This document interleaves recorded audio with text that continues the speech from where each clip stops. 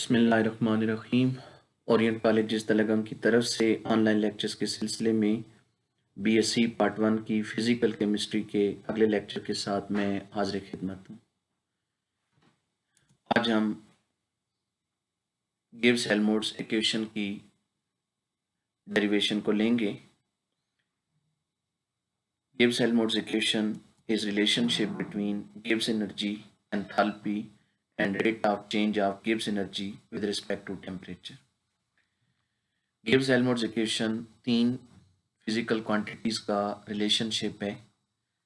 वो तीन क्वांटिटीज़ हैं गिब्स एनर्जी, एंथैल्पी और rate of change of Gibbs energy with respect to temperature. तो अब हम इसकी डेरिवेशन की तरफ चलते हैं और हम स्टार्ट करते हैं गिब्स एनर्जी की बेसिक डेफिनेशन से। G is equal to H minus Ts। अगर दोनों तरफ डेल्टा ले लें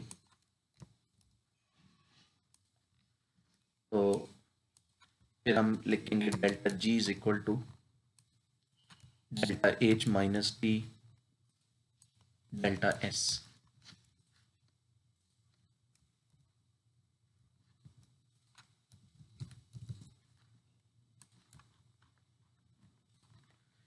इसे कह दें क्वेश्चन नंबर 1। अब एंथैल्पी की डेफिनेशन है E is equal to H plus PV।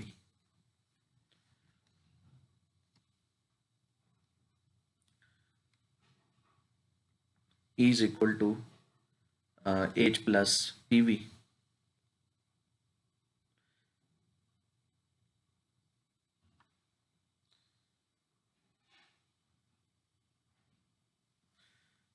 Sorry, H is equal to E plus PV। तो इसे ऊपर पुट कर दें 1 में, तो 1 बन जाएगी G is equal to E plus PV minus TS। इसको डिफ्रेंशिएट कर दें। डिफ्रेंशिएट करेंगे तो हम लिख सकते हैं DG is equal to DE plus PDV plus VDP minus TDS minus SDT।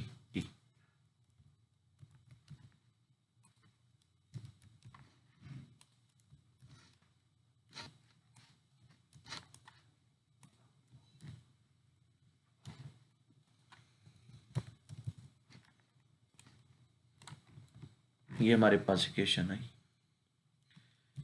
अब हमारे पास एंट्रोपी की डेफिनेशन है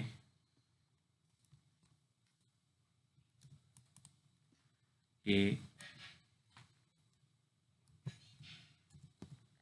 DS is equal to partial Q over T। और फर्स्ट लॉ ऑफ थर्मोडायनेमिक्स के मुताबिक जो पार्शियल Q है वो बराबर होगा DE प्लस W, और W बराबर है PdV के। सो पार्शियल Q बराबर है DE प्लस PdV। T को दूसरी तरफ ले जाएं तो T उधर जाकर मल्टीप्लाई होगा DS से, तो TDS is equal to DE plus PdV। ये जो ऊपर इक्वेशन थी इसे आप नाम दे दें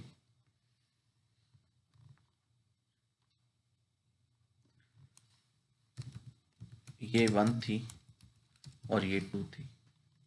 इसे नाम दे दें 3 का, और आप 3 में TDS की इस वैल्यू को पुट कर दें। तो इक्वेशन 3 में TDS की जगह हम ये लिखेंगे DE प्लस PdV। तो TDS क्योंकि माइनस के साथ है तो इसकी वैल्यू को ब्रैकेट में लिखते हैं, और अगले स्टेप में इसको ब्रैकेट को खोल लेते हैं। बाय क्योंकि माइनस है तो DE और PdV दोनों माइनस के हो जाएंगे और ये चीज़ आएगी।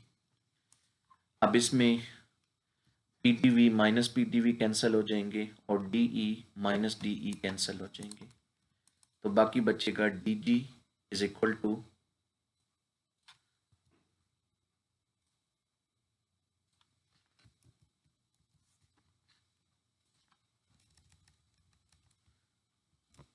We D P minus S D T. अब अगर प्रेशर कांस्टेंट हो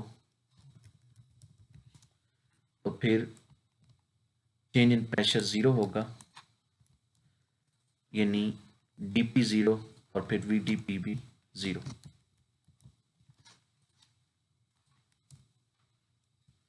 तो फिर इक्वेशन बन जाएगी dg is equal to minus S D T, या dt को दूसरी तरफ ले जाएं तो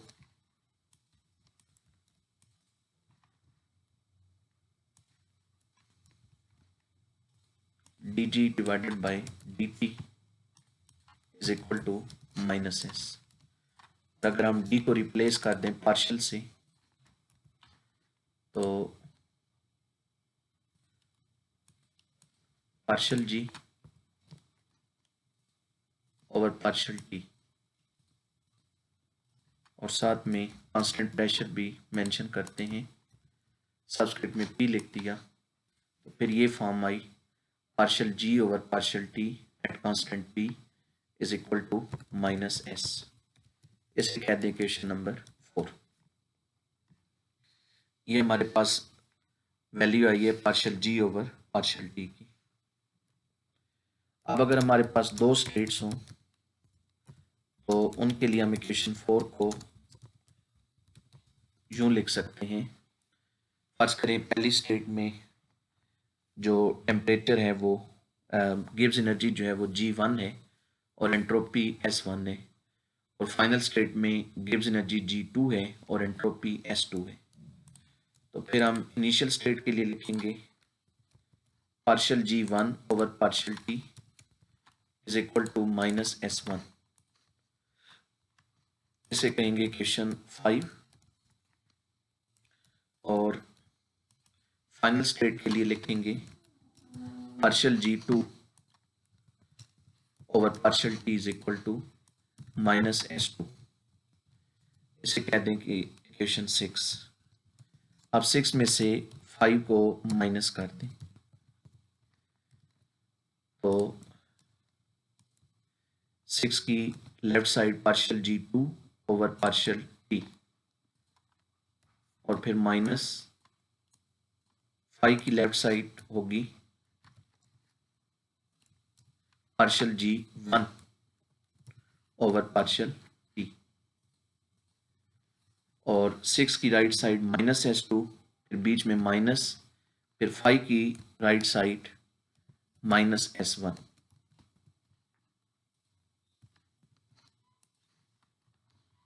इस तरह हमने दोनों इक्वेशंस को सब्ट्रैक्ट कर दिया। अब लेफ्ट साइड में अगर हम पार्शियल ओवर पार्शियल T को कॉमन ले लें तो फिर इसे हम लिख सकते हैं पार्शियल ओवर पार्शियल T, ये कॉमन ले लिया तो अंदर आ जाएगा G2 minus G1,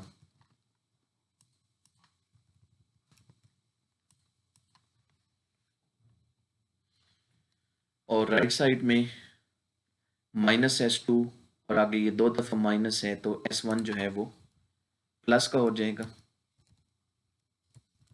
minus S2 plus S1। अब G2 माइनस G1 को हम डेल्टा G लिख देते हैं, तो partial over partial T of delta G eight constant P।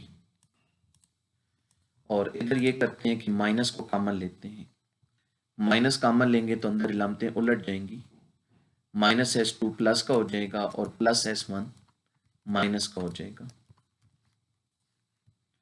अब S2 minus S1 delta S को जाहिर करेगा,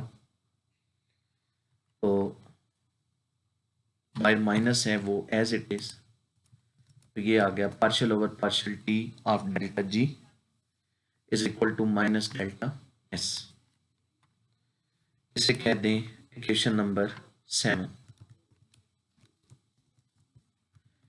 तो अब ये जो डेल्टा एस की वैल्यू आई है इसे 2 में पुट कर दें। तो पुटिंग इन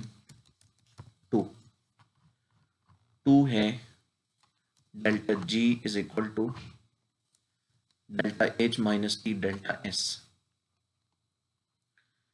तो ये माइनस डेल्टा एस की वैल्यू है, या माइनस को दूसरी तरफ हम लिख देते हैं।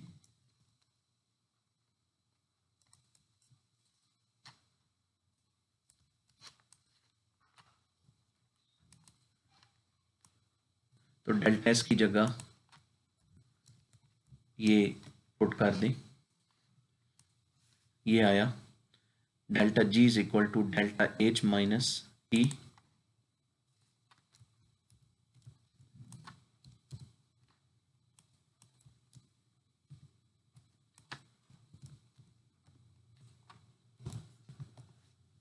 Delta H minus T partial over partial T of delta G.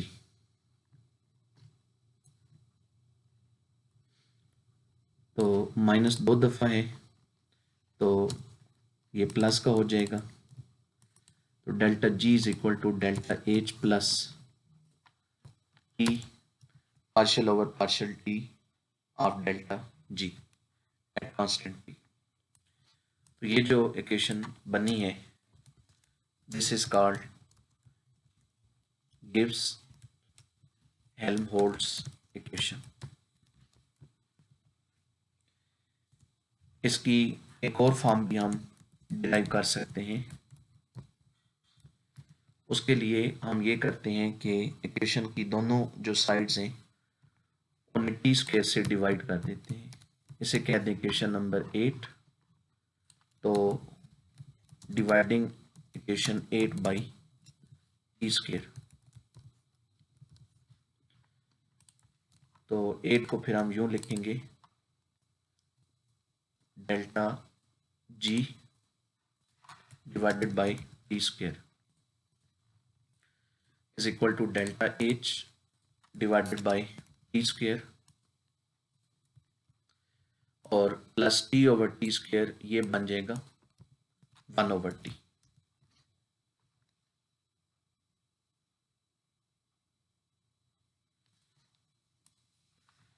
तो इसको रीअरेंज कर लें।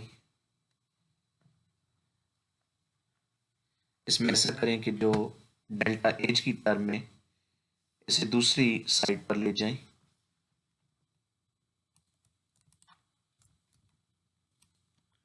Delta H over T square को इधर लाए, इधर आकर ये माइनस का हो जाएगा। तो ये फॉर्म आई। अब इसमें डेल्टा जी दोनों तरफ है।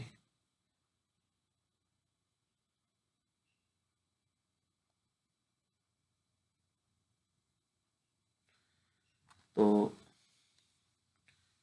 टी को अगर हम अंदर ले जाएं तो डेल्टा जी ओवर टी, डेल्टा जी की जो टर्म है दोनों तरफ उसमें 1 ओवर टी कॉमन है। तो 1 ओवर टी अगर हम इन दोनों में से हटा दें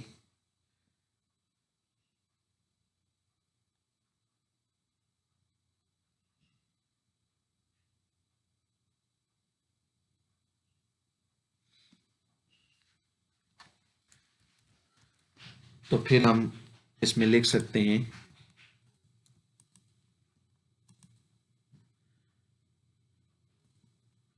इधर सिर्फ delta H over minus delta H over T square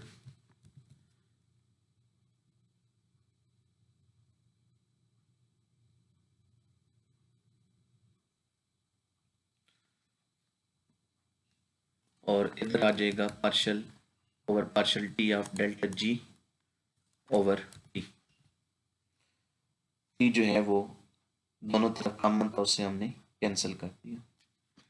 this is another form of Gibbs Helmholtz equation. ये हो गई इसकी डेरिवेशन। इसके बाद हम देखते हैं गिब्स हेल्महोल्ट्ज इक्वेशन की एप्लीकेशंस। गिब्स हेल्महोल्ट्ज इक्वेशन की मदद से किसी प्रोसेस की एंथैल्पी चेंज को मालूम किया जा सकता है। इस मकसद के लिए हमें दो मुख्तलिफ टेम्परेचर्स पर गिब्स एनर्जी की वैल्यू मालूम होनी चाहिए। तो अगर हमें दो टेम्परेचर पर गिब्स एनर्जी की वैल्यू मालूम हो तो हम गिब्स हेल्महोल्ट्ज इक्वेशन की मदद से उस प्रोसेस की एंथैल्पी चेंज को मालूम कर सकते हैं। एक और जो इसकी एप्लीकेशन है वो है किसी गैल्वानिक सेल की जो ईएमएफ है या जो इलेक्ट्रोमोटिव फोर्स है उसकी डिटर्मिनेशन। किसी गैल्वानिक सेल में जो इलेक्ट्रिकल एनर्जी पैदा होती है वो उस सेल में जो फ्री एनर्जी है उसमें कमी के डिक्रीज के इक्वल होती है। यानी इलेक्ट्रिकल एनर्जी प्रोड्यूस होती है at the expense of free energy. Free energy decrease होती जाती है और इलेक्ट्रिकल एनर्जी जो है वो पैदा होती है। तो अब हम गिब्स हेल्महोल्ट्ज इक्वेशन को यूज़ करते हुए ईएमएफ को कैलकुलेट कर सकते हैं। तो ये रिलेशनशिप है गिब्स एनर्जी और इलेक्ट्रिकल एनर्जी का इन अ गैल्वानिक सेल कि minus delta G is equal to N E F. यहाँ एन से मुराद number of electrons lost or gained है, ई से मुराद इलेक्ट्रिकल एनर्जी है और एफ से मुराद फैराडे है। Faraday is unit of charge और 1 Faraday is equal to 96,500 coulomb. n is equal to number of electron lost or gained, E is equal to electrical energy और F is equal to Faraday। 1 Faraday is equal to 96,500 coulomb.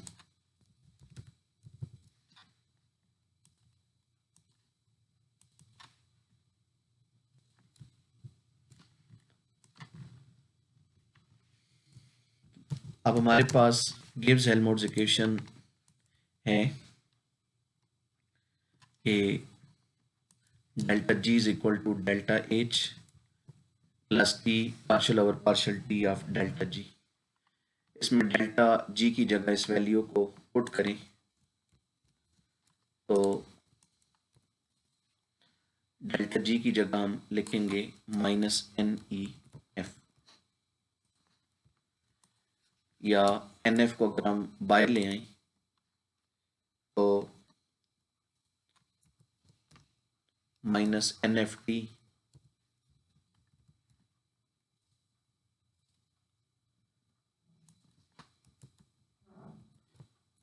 Partial E over partial T. अब यहाँ जो partial E over partial T है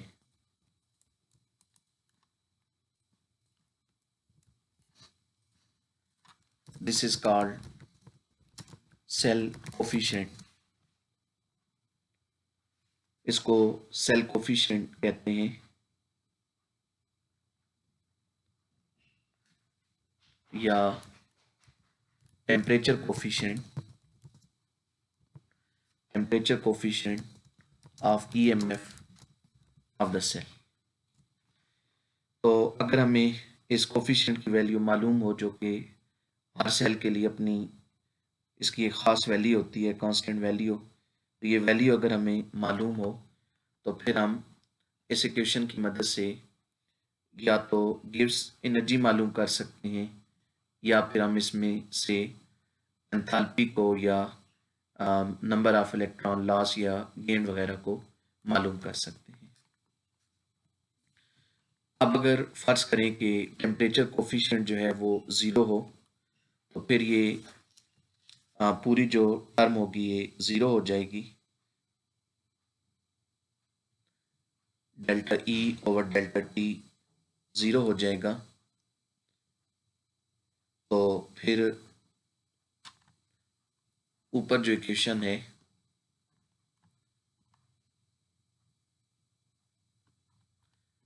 जी, अगर ये zero हो तो delta जी delta H के बराबर आएगा, और यहाँ से जो एन ई एफ है वो डेल्टा एच के बराबर आएगा, तो फिर वहाँ से हम एंथैल्पी चेंज को मालूम कर सकते हैं। तो ये इसकी दो एप्लीकेशंस हैं गिब्स हेल्महोल्ट्ज़ इक्वेशन की। अब तक जो हमने गिब्स हेल्महोल्ट्ज़ इक्वेशन की डेरिवेशन की है वो इन टर्म्स ऑफ एंथैल्पी और एंथैल्पी की है at constant pressure. Gibbs Helmholtz equation की एक और फॉर्म भी है, उसमें हम एंथैल्पी की बजाय इंटरनल एनर्जी को मद्देनज़र रखते हैं और उसमें हम कांस्टेंट वॉल्यूम की कंडीशंस को इस्तेमाल करते हैं। तो आपने गिब्स हेल्महोल्ट्ज़ इक्वेशन की उस फॉर्म को डिराइव करना है। उस मकसद के लिए आपने करना ये है कि यहाँ हमने स्टार्ट लिया था गिब्स एनर्जी से, आपने स्टार्ट लेना होगा वर्क फंक्शन से, यानी जी की जगह आपने ए को लेना होगा, और यहाँ हम एंथैल्पी को ले रहे हैं, आपने एंथैल्पी की बजाय इंटरनल एनर्जी को लेना होगा। तो जी की जगह ए को लें और और एच की जगह ई को ले लें, और फिर उसके मुताबिक फर्स्ट लॉ ऑफ थर्मोडायनेमिक्स और बाकी जो प्रिंसिपल्स पढ़े हैं उनको यूज़ करके इक्वेशन को डिराइव करें। तो फाइनल फॉर्म जो इक्वेशन की आनी चाहिए वो यूँ आनी चाहिए कि delta E is equal to, final form आनी चाहिए delta delta A is equal to delta E plus T partial over partial T of delta A. G की जगह ए आना चाहिए और एच की जगह ई आना चाहिए। तो ये इक्वेशन आपने डिराइव करनी है, ये आपका होमवर्क है। तो ये हमारा आज का लेक्चर था गिब्स हेल्महोल्ट्ज़ इक्वेशन की डेरिवेशन और इसकी एप्लीकेशन। तो अगले लेक्चर के साथ कल इंशाल्लाह दोबारा हाजिर खिदमत होंगे। अपना ख्याल रखिएगा। अल्लाह।